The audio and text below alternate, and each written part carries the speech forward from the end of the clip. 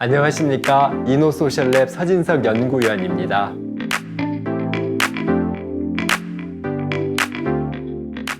제4강에서는 인권경영 관련 최근 가장 관심이 많은 영역이기도 하죠.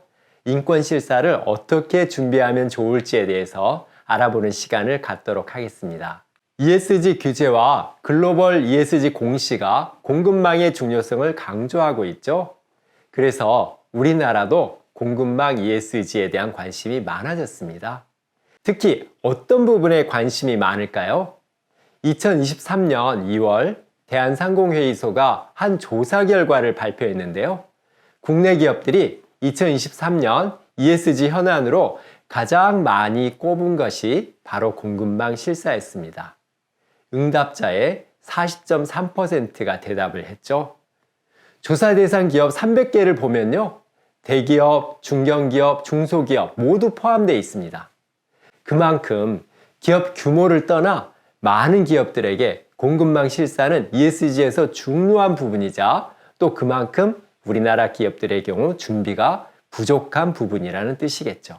실제 인권 실사는 인권 경영의 핵심이다 라고 해도 과언이 아닙니다.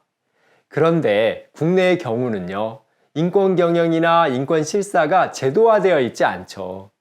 인권정책기본법이 2021년 12월 국무회의를 통과했습니다. 그런데 그 이후에 여러 반발로 표류 중이죠. 그런데요, 이 인권정책기본법도 기업의 인권존중 책임 내용이 선언적으로 일부 항목만 들어가 있는 정도입니다.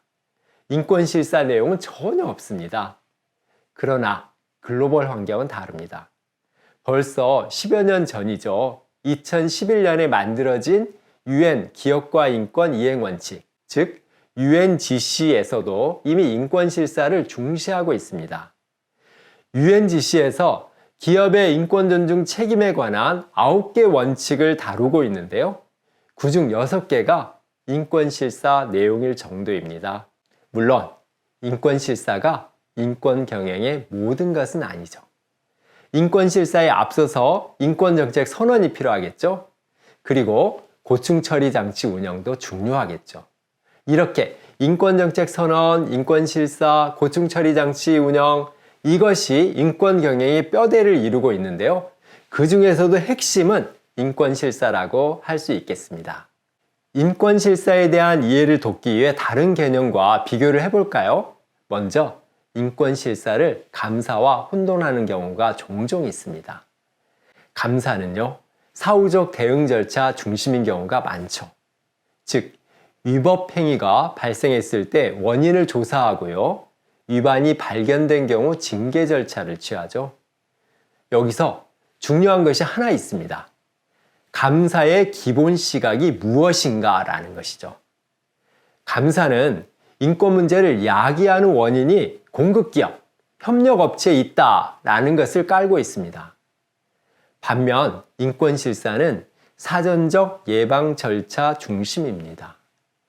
인권 침해가 일어날 가능성을 미리 찾아내고요, 선제적으로 예방하고 완화하는 것에 좀 더 무게중심을 두고 있습니다.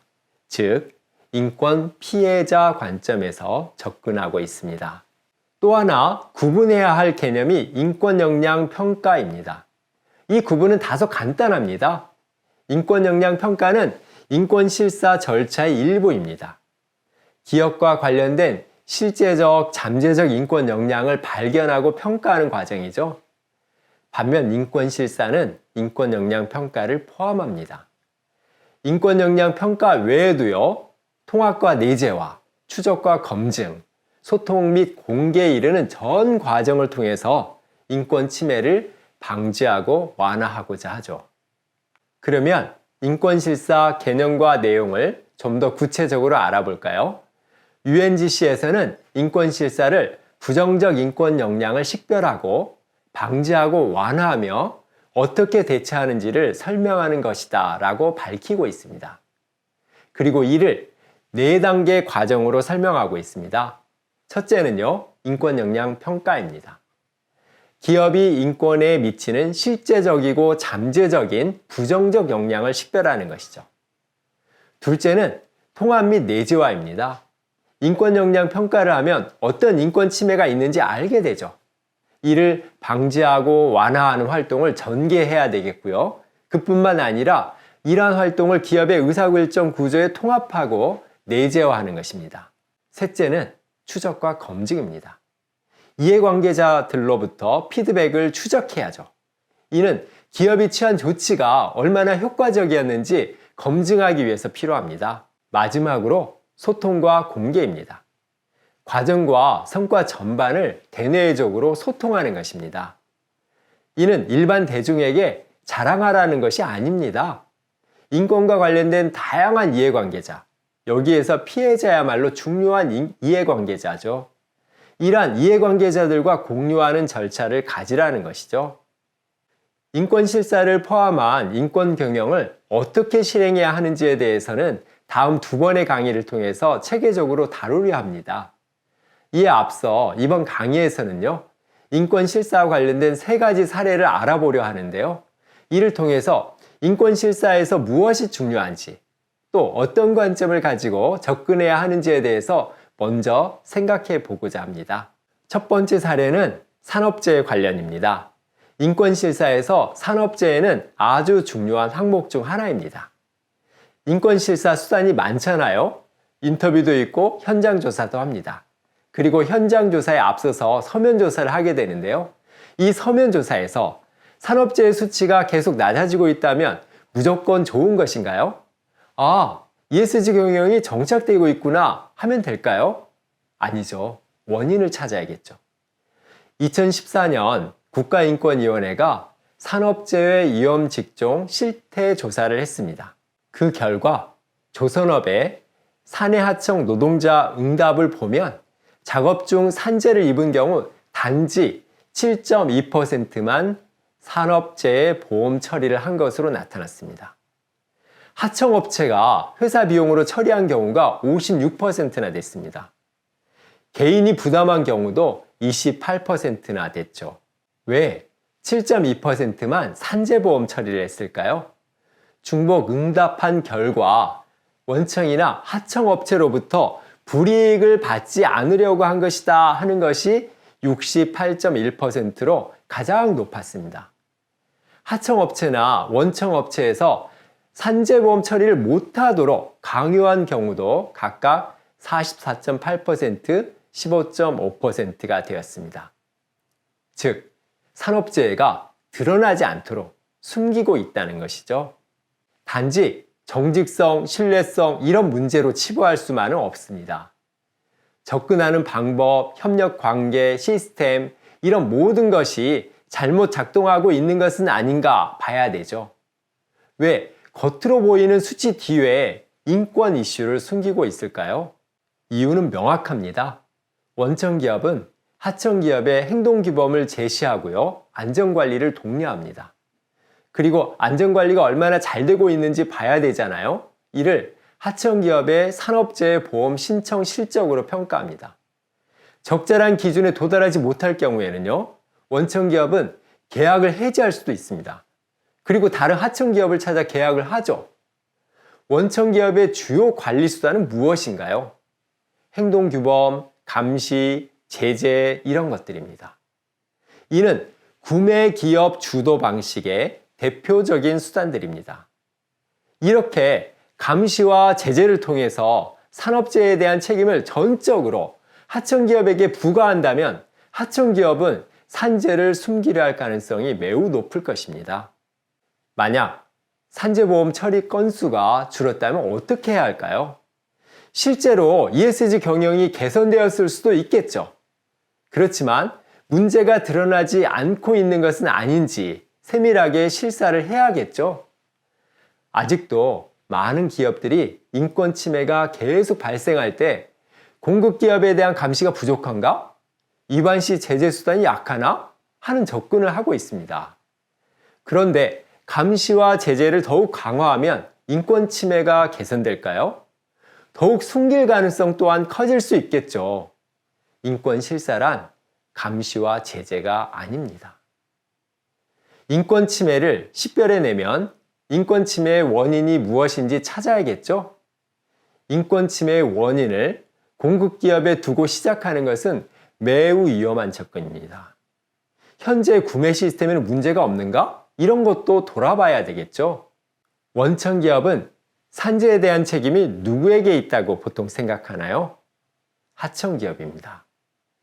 그런데요, 노동 조건은 전적으로 하청기업이 결정할 수 있나요? 무리한 납품량, 공기 단축 조정, 이런 것들은 과다 노동이나 위험 노동을 유발시킬 수 있죠. 공급기업만이 아니라 구매기업에게도 혹시 문제의 원인이 있지 않나 하는 자각을 하는 것이 문제를 풀어가는 시작점이 되어야 할 것입니다. 첫 번째 사례가 얘기하는 시사점은 무엇인가요?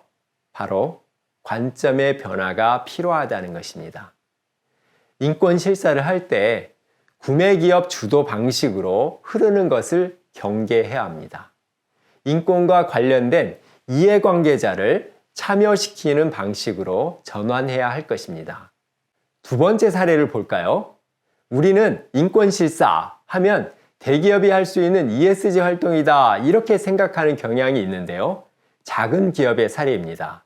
2013년에 설립된 네덜란드 휴대폰 제조회사인데요. 페어폰 사례입니다. 스마트폰에는 54가지나 되는 광물이 들어갑니다. 텅스텐, 주석, 금 이런 분쟁 광물도 들어가고요. 많은 환경, 인권 문제를 야기하고 있죠. 희소 광물도 다수 포함되어 있습니다. 이에 휴대폰 제조업은 대표적인 인권 우려 산업으로 꼽히고 있습니다. 그러면 해당 산업의 기업들은 광물 생산 과정에서 발생하고 있는 인권 침해를 어떻게 파악하고 대처하고 있을까요? 대부분의 기업들이 자신의 제품에 사용하고 있는 광물이 어디에서 어떻게 생산되고 있는지 잘 파악하지 못하고 있습니다. 다만 4대 분쟁 광물에 대해서는 추적하고 있죠. 그 이유는 분쟁 광물은 법적 규제를 받고 있기 때문입니다. 반면 페어폰은요, 주요 14개 재료까지 집중 관리합니다. 생산 과정을 추적하고요, 환경 인권 문제가 없는지 관리하고 있습니다. 이 결과 14개 재료의 공정거래 비율을 2022년 기준으로 40%까지 높일 수 있었습니다. 페어폰 슬로건 하나를 볼까요? 당신은 당신이 모르는 것을 바꿀 수 없습니다. 당연한 진리죠. 인권 실사 관련해서 유념해야만 할 슬로건입니다. 인권 실사를 위해서는 추적성이 바탕이 되어야 할 텐데요. 이것이 얼마나 어려운지 그리고 또 왜 중요한지 살펴보도록 하죠.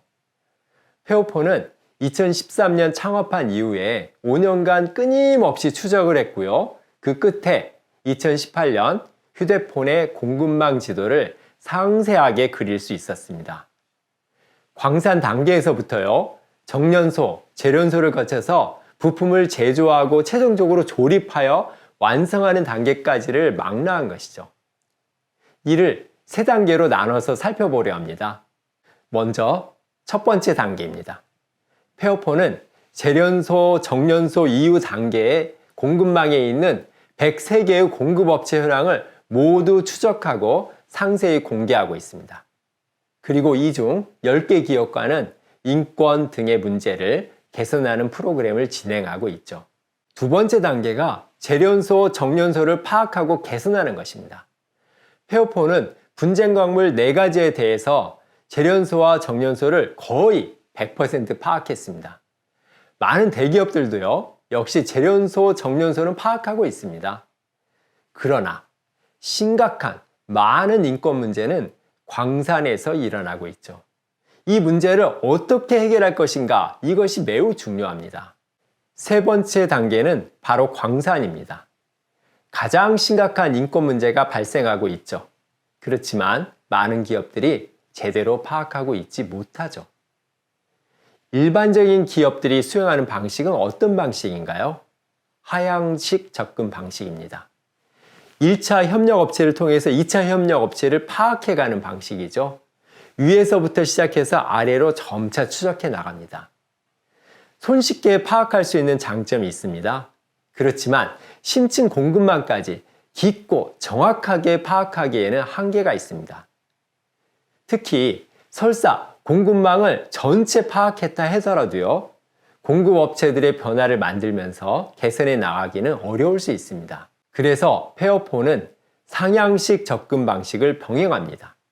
일부 광산에 대해서 직접 실사를 하면서 개선하고 개선한 광산을 공급망에 결합시키죠. 페어폰의 또 다른 차이점이 하나 있죠. 공급망을 시각적으로 알기 쉽게 전달하면서 투명하게 공개하고 있다는 것입니다. 페어폰은 광산 등 원재료 채굴 단계에서부터 소비자에게 페어폰이 전달되는 모든 경로를 지도에 표시해서 전달하고 있습니다. 검색창에 금, 주석 이런 단어를 입력해서요, 개별 광물들이 어떻게 공급되고 있는지 전체 가치 사슬을 따라가면서 확인할 수도 있습니다. 현장 실사를 한 광산이라면요, 동영상을 통해서 확인할 수도 있죠. 두 번째 사례의 시사점도 정리해 볼까요? 페어폰 사례는 인권 실사의 범위로 어디까지 고려할 것인가 하는 점을 생각하게 해주고 있습니다. 우리는 보통 인권 실사라 하면 계약 관계에 있는 1차 협력회사만 생각합니다. 물론 1차 협력회사는 동반자로 만들어야 할 가장 중요한 이해관계자입니다. 그러나 어떻게 심층 공급망 문제를 파악하고 해결할 것인가 하는 점도 함께 고민해야만 합니다.